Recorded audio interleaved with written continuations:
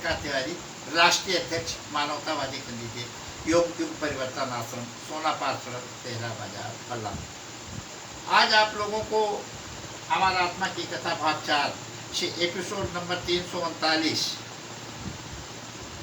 में हम बताना चाहते हैं कि जब पार ब्रह्म परमेश्वर सर्वशक्तिमान है तो धरती पर जन्म क्यों लेता है। इसमें मैंने लिख दिया और उसी को हम आपको पढ़ के सुनाएंगे।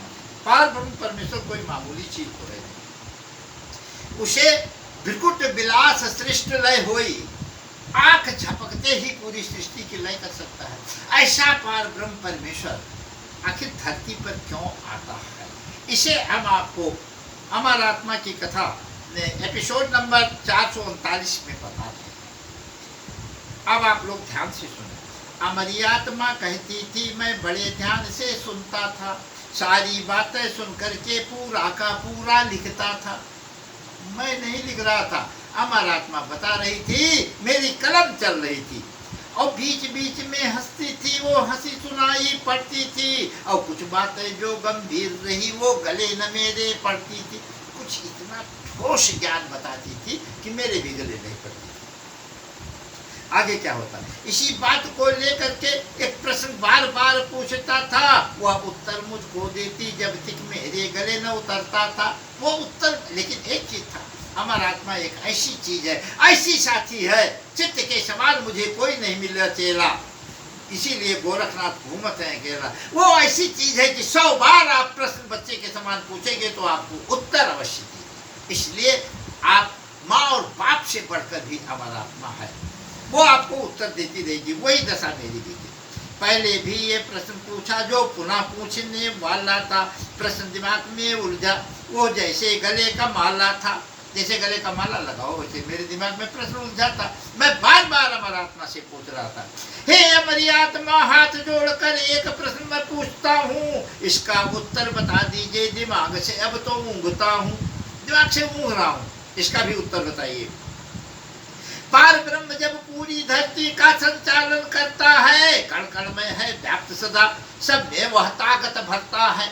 पार ब्रह्म जब पूरी धरती का संचालन करता है, कण कण में व्याप्त है, तो सारी दुनिया को देखो, वो प्रलय तो ला सकता है। अपने ताकत का प्रयोग कर वो सबका पालन करता है, अपने ताकत का प्रयोग करके सबका पालन करता है, सारा काम वही करता है।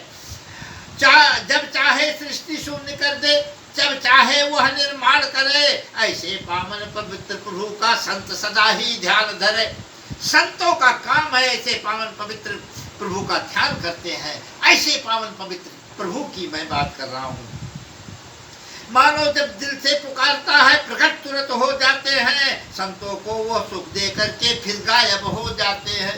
गायब का अदृश्य वही रहते हैं लेकिन अदृश्य हो जाते हैं।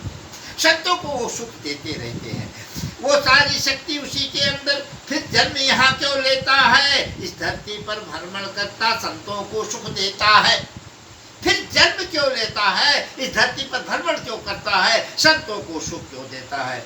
खुशी और प्रसन्न होकर हमारी आत्मा बोल रही, श्री कृष्ण के जन्म कर्म का पूरा पोल है खोल रही। बहुत खुश थी हमारा आत्मा, हंसी और श्री कृष्ण के जन्म होने का पूरा पोल खोलने लगी। पार ब्रह्म जब आता है तो ऐसा कर्म वो करता है और जो मानव से मिलता जुलता प्यारा पूरा ज्ञान फिर भरता है। मानव से मिलता जुलता कर्म वो करता है। पार ब्रह्म जब धरती पर आता है लेकिन मानव में ज्ञान भरता है, मानव को एक सीख देकर सृष्टि में विलीन हो जाता है। जब मानव उसके समझ न पाता झूठा उसे मानता है, जब मानव नहीं समझ पाता तो वो उसे झूठा मान लेता है।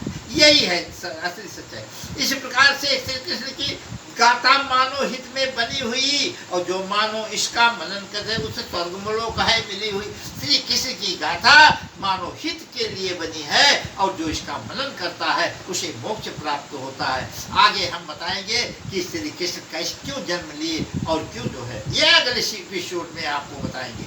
आप लोग थोड़ा सा ध्यान से सुनते रहिए, एक एपिसोड दूसरे से संबंध हो रहता है, इसलिए हर एपिसोड को जब आप सुनेंगे तो निश्चित ही सारी बातें समझ में आ जाएंगी। बोलो हमारे आत्मा की जय।